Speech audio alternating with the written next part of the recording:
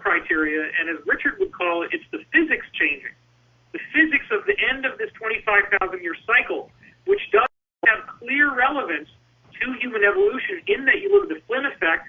IQ scores are going up 3 points per decade over the last century, and it's still happening. In fact, it's accelerating. And then you bring in John Hawks from University of Wisconsin, an anthropologist, who's done DNA testing and confirmed that human evolution has been skyrocketing in speed over the last 40,000 years, and particularly in the last 5,000 years, it's now going 100 times faster than it was before. The only plausible explanation for that is some sort of energetic stimulus to humanity. And this is a very important part of the disclosure, which everybody watching this, I'm sure, has heard me talk about this, so we don't really need to cover all this again. But suffice it to say that I believe there is an evolutionary stimulus. There is scientific, provable data. We can't say whether 2012 is anything significant, but it is interesting that it's in Western astrology as the shift into the age of Aquarius, as well as in the Mayan calendar as the shift into what they call the fifth world, as well as other including astronomy and some other sources that I disclose in the book, Source Field Investigation. So the real reason why I want to say all this is that ultimately the physics that Richard and I have been talking about suggests that the Earth changes themselves are actually something that we're creating by our own disharmony. Specifically, I would say that gravity has a spin component, or what the Russians call torsion fields. The Russians are always saying torsion fields are a component of gravity. So when Richard sees cyclones at 19.5 degrees, that's a gravitational current. It's a spin field in gravity that's spinning in the cyclones. And that cyclone is being caused by an energy that is controllable by consciousness. That's why all of these ancient monuments are built on this global grid that the Russians discovered. Goncharov, Morozov, and Makarov, 3,300 different ancient sites are all built on a simple grid made of two geometric objects, an icosahedron and a dodecahedron. So what we're saying here again is that these Earth changes ultimately are the result of pressure currents within gravity that can be controlled and manipulated by the ethical and spiritual quotient of the people in that area. And therefore, I think it's very important to remember that it seems that we're in a global lucid dream, that all of this is some sort of illusory reality. It's like a matrix. And the matrix is based on how well we're progressing spiritually, which has to do with our ethical and moral equivalence in terms of really what the founding fathers of the United States were talking about, which is free will and honoring freedom. And with that, I want to hand it over. Thank you. I do want to say something here, which is that I think that some of what... Sorry about this. I have to switch camera and audio when I switch between David and I.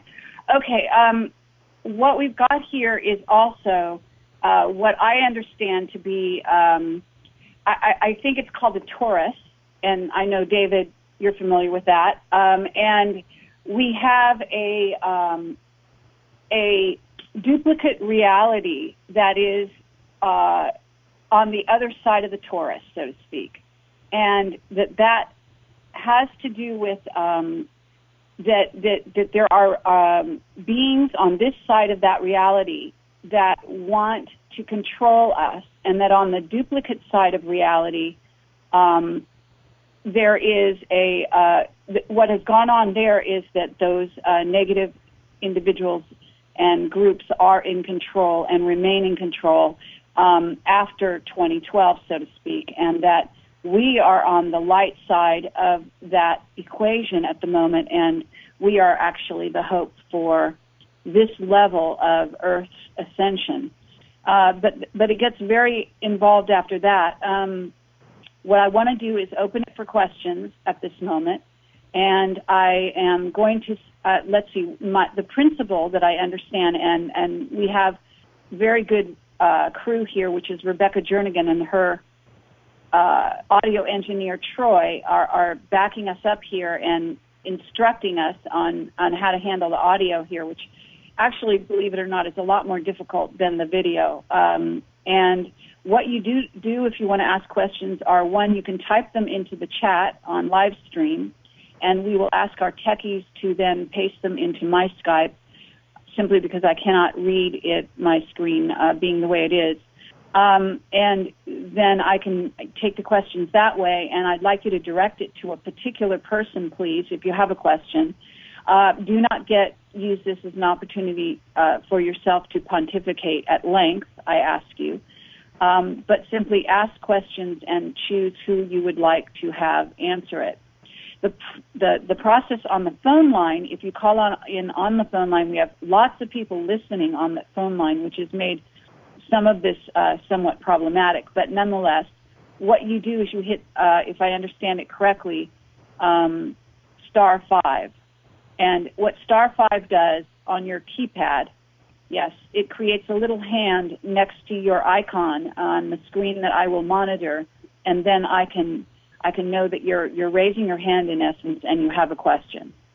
So that's the process. We're going to do this for about an hour and see how it goes. And we want to give you extra time simply because we did have logistical problems with audio and video initially, but those have pretty much smoothed out, so things look pretty good at this moment. So if you do have questions, as I said, the webmasters have been asked to cut and paste them out of the chat, and Bill Ryan, if you want to help that process, you're welcome to do so as well, because I know you're very fast on the internet. And just paste them in my Skype chat, and then I will ask the question out loud. The other alternative is to call the phone line and to do it that way. And again, in that case, you put *5. So I guess with that, it should be pretty evident what the procedure is to everyone. At this moment, I'm going to see if I see any hands raised, and it looks like I do have somebody here, an area code 416. And if you could please say you're now unmuted, you are on the air with Project Camelot, David Wilcock, Richard Hoagland, and we would like you to say at least your maybe first name. It could be a fake first name, and at least the country and possibly state or area that you live in, please. Hi, guys.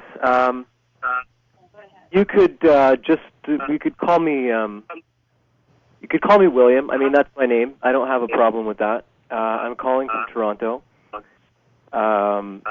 I'm going to try to be very succinct here because I do want to respect the fact that we can't, go on with our own personal theories and so forth. But there is something that I've put together here and just taking quick notes, and I'll just jump right in off the deep end so to save time.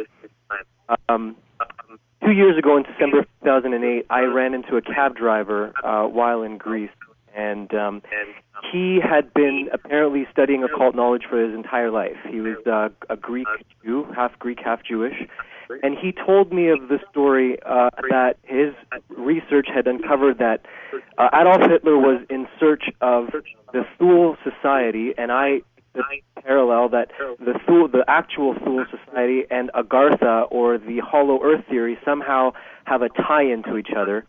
And he went on to say that Zeus, or Thea, or he who we know in Greek mythology as the god of gods, to be the top of the 12-god pantheon, to be returning in and around the 2012 time.